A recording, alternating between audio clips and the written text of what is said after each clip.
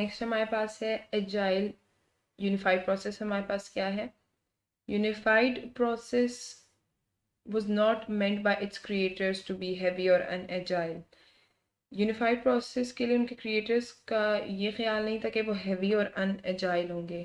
Although it's large optional set of activities and artifacts have understandably led some to that impression. लेकिन ऐसा हुआ है कि उसके लार्ज ऑप्शनल सेट ऑफ जो एक्टिविटीज़ और आर्टिफैक्ट्स है ना, उससे हम ऐसे इंप्रेशन की तरफ चले गए हैं कि हाँ जी ये हैवी है और अनएजाइल है। नहीं, ऐसा नहीं है। वो ऐसा नहीं चाहते थे, बट इसके कुछ एक्टिविटीज़ और आर्टिफैक्ट्स की वजह से हमें ऐसा इंप्रेशन मिलता है कि ये हैवी और एनर्जाइल है, ठीक है। जबकि वो क्या चाहते थे इसके creators? They wanted it to be adopted and applied in the spirit of adaptability and lightness as an agile UP। लेकिन वो क्या चाहते थे कि ये एक एजाइल यूनिफाइड प्रोसेस हो जिसमें स्पिरिट ऑफ अडेप्टेबिलिटी भी हो, यानी वो क्विक और फ्लेक्सिबल रिस्पॉन्स दे चेंज को, और वो लाइट भी हो, हैवी और अनएजाइल ना हो, ठीक है। Some example of how this applies. आप क्या करें? प्रेफर करें small set of UP activities और आर्टिफैक्ट्स को।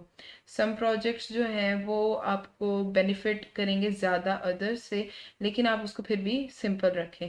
ये याद रखें कि तमाम जो आपके पास यूपी आर्टिफैक्ट्स है ना वो ऑप्शनल हैं, और अवॉइड करें उन्हें क्रिएट करना जब तक कि वो आपके प्रोजेक्ट को जो है वैल्यू ना ऐड कर रहे हो। आप अर्ली प्रोग्रामिंग पे फोकस करें, अर्ली डॉक्यूमेंटिंग पे फोकस ना करें, ठीक है। चूँकि हमारा जो यूनिफाइड प्रोसेस आइटरेटिव और एवोल्यूशनरी है ना, तो इसलिए रिक्वायरमेंट्स और डिज़ाइन कंप्लीटेड नहीं होते इम्प्लीमेंटेशन से पहले, अडेप्टिवली इमर्ज करते हैं सीरीज ऑफ आइट्रेशंस में से, फीडबैक पर बेस करते हुए। इसका मतलब ये है कि ये हर सीरीज ऑफ आइट्रेशन में से इमर्ज कर रहे होते हैं, जो कि बेस कर रहा होता है हमारे पास किस पर? हमारे फीडबैक पर।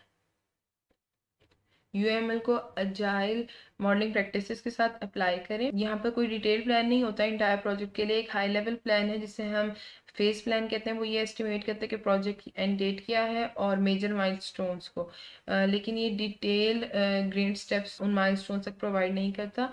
फिर एक डिटेल प्लान आपका होता है जिसे आप आइट्रेशन प्लान भी कहते हैं। ये वो प्लान्स हैं जिसमें ग्रेटर डिटेल होती है आइट्रेशन की इन एडवांस। तो जो डिटेल प्लानिंग है वो आप अडेप्टिवली करते हो आइट्रेशन टू आइट्रेशन। बीच में एक टॉपिक अभी मैंने स्किप किया जो हम लेटर ऑन हम डिस्कस करेंगे नेक्स्ट लेक्चर में।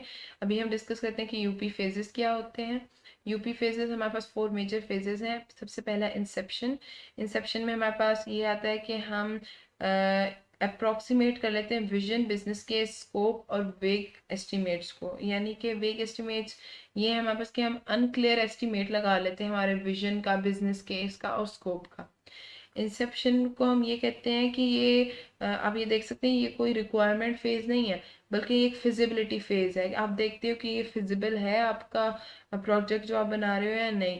जहाँ इन्वेस्टिगेशन की जाती है अपने डिसीजन को सपोर्ट करने के लिए कि क्या आपने कंटिन्यू करना है या स्टॉप कर देना। तो आप ये नहीं कहोगे कि रिक्वायरमेंट फेज हो गया, नहीं, ये एक फिजिबिलिटी फेज है, ठीक है। अब इलेबोरेशन क्या है? ये रिफाइन करता है आपके विजन को। आइटरेटिव इम्प्लीमेंटेशन होती है कोर आर्किटेक्चर की। हाई रिस्क की रेजोल्यूशन होती है, यानी उन्हें रिजॉल्व करते हैं और मोस्ट रिक्वायरमेंट्स और स्कोप को आइडेंटिफाई कर लेते हैं। उसके अलावा हम ये कहते हैं कि जो हमारे पास इलेबोरेशन है वो रिक्वायरमेंट या डिज़ाइन फेज नहीं है, बल्कि एक ऐसा फेज है जहाँ कोर आर्किटेक्चर को आइटरेटिवली इम्प्लीमेंट किया जा रहा है और हाई रिस्क इश्यूज को मिटिगेट क्या होता है कि आप उन्हें फिक्स कर लेते हो, ठीक है, पहले ही। कंस्ट्रक्शन क्या है? ये एक आइटरेटिव इम्प्लीमेंटेशन है रिमेनिंग लोअर रिस्क और ईजियर एलिमेंट्स की, और यहाँ आप प्रिपेयर कर होते हो डिप्लॉयमेंट के लिए, ठीक है। तो हम क्या कहेंगे कंस्ट्रक्शन में? बेसिकली यहाँ पर क्या हो रही है हमारे पास? कोडिंग हो रही है। हम इसको कोडिंग कह सकते हैं कंस्ट्रक्शन के अंदर, क्योंकि कोडिंग, इम्प्लीमेंटेशन, कंस्ट्रक्शन ये सब एक ही फेज के नेम्स हो सकते हैं, ठीक है। फिर आती है ट्रांजिशन। ट्रांजिशन का मतलब होता है एक स्टेट से दूसरे स्टेट में जाना, ठीक है, चेंजिंग हो रही होती है स्टेट की। तो यहाँ बीटा टेस्ट और डिप्लॉयमेंट। बीटा टेस्ट क्या है? आप यूजर एंड पे डिलीवर कर चुके हो, एक स्टेट से दूसरे स्टेट में चला गया। अब क्या है? बीटा टेस्ट हो रहा है। बीटा टेस्ट का मतलब है यूजर एंड पे, यूजर साइड पर टेस्टिंग हो रही होती है, ठीक है। अब हम डिस्कस करेंगे यूनिफाइड प्रोसेस के डिसिप्लिन्स को। यूनिफाइड प्रोसेस जो है वो डिस्क्राइब करता है वर्क एक्टिविटीज़ को, जैसे यूज केस लिखना, वो भी सेट ऑफ एक्टिविटीज़ में जो डिसिप्लिन है उनके हवाले से, ठीक है। लाइक हमारे पास एक्टिविटीज़ हैं विद इन रिक्वायरमेंट एनालिसिस, ठीक है। यूनिफाइड प्रोसेस में क्या है, an artifact is the general term for any work product. किसी भी वर्क प्रोडक्ट के लिए एक जनरल टर्म जो आपके पास आर्टिफैक्ट होता है, और वो हमारे पास वर्क प्रोडक्ट्स क्या हैं, code, web graphics, database schema, text documents, diagrams, models and so on. हमारे पास सेवरल डिसिप्लिन हैं यूनिफाइड प्रोसेस में, जबकि हमारे पास जो ये हमारी बुक है ना, ये सम आर्टिफैक्ट्स पर फोकस कर रही है, और जिन पर इसका बेसिक फोकस है वो 3 हैं। हम उन 3 को डिस्कस कर लेते हैं। पहले हमारे पास बिजनेस मॉडलिंग है, जिसमें हमारे पास डोमेन मॉडल आर्टिफैक्ट है। ये क्या विजुअलाइज करता है, नोट वर्दी कॉन्सेप्ट इन एप्लीकेशन डोमेन। जो एप्लीकेशन डोमेन में नोट करने वाले यानी कि नोट करने के काबिल कॉन्सेप्ट्स होते हैं, उनको विजुअलाइज करता है। अब रिक्वायरमेंट्स में क्या है, यूज केस मॉडल है। इस डिसिप्लिन में हमारे पास use case model and supplementary specification artifact है। ये क्या करते हैं, कैप्चर करते हैं functional and non functional requirements को। अब ये फंक्शनल और नॉन फंक्शनल रिक्वायरमेंट्स कौन सी है, फंक्शनल रिक्वायरमेंट्स का मतलब है कि सिस्टम को बनाना कैसे है, और नॉन फंक्शनल हमारे पास आ जाती हैं परफॉर्मेंस, रिलायबिलिटी, के ये यूज़ करने में इजी भी हो, उसके अलावा ये भी कि चेक्स लगाने होते हैं ना हमने, तो ये चीज़ें नॉन फंक्शनल रिक्वायरमेंट्स में आ जाती हैं, डिफरेंट चेक्स एक्सेट्रा, ठीक है।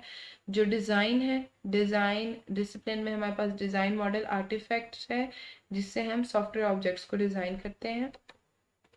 ये देखें यूपी डिसिप्लिन्स की एक लॉन्ग लिस्ट है, जिसमें हमारे पास बिजनेस मॉडलिंग, रिक्वायरमेंट और डिज़ाइन के साथ implementation, test, deployment, configuration and change management, project management और इन्वायरमेंट, ये हमारे पास फ्यू डिसिप्लिन्स इंक्लूड हैं।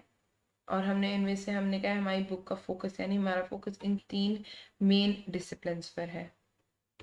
हम कहते हैं यूनिफाइड प्रोसेस में इम्प्लीमेंटेशन का मीनिंग ये है प्रोग्रामिंग करना और सिस्टम को बिल्ड करना, लेकिन उसको डिप्लॉय करना नहीं, ठीक है। तो इम्प्लीमेंटेशन का मतलब यूनिफाइड प्रोसेस में ये है कि हम सिस्टम के लिए प्रोग्रामिंग भी करेंगे और बिल्ड भी करेंगे, पर उसे डिप्लॉय नहीं करेंगे, ठीक है। अब इन्वायरमेंट डिसिप्लिन किसको रेफर कर रहा है, हमारे पास जो लास्ट है वो रेफर कर रहा है establishing the tools and customising the process for the project.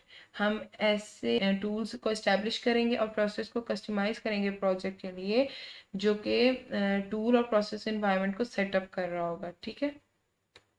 आज हमने यहाँ तक डिस्कस किया है। नेक्स्ट वीडियो में हम फर्दर टॉपिक्स को डिस्कस करेंगे। In case of any query you can discuss it in comment box. Don't forget to like our videos, share it with your friends. Till then, अल्लाह हाफिज़।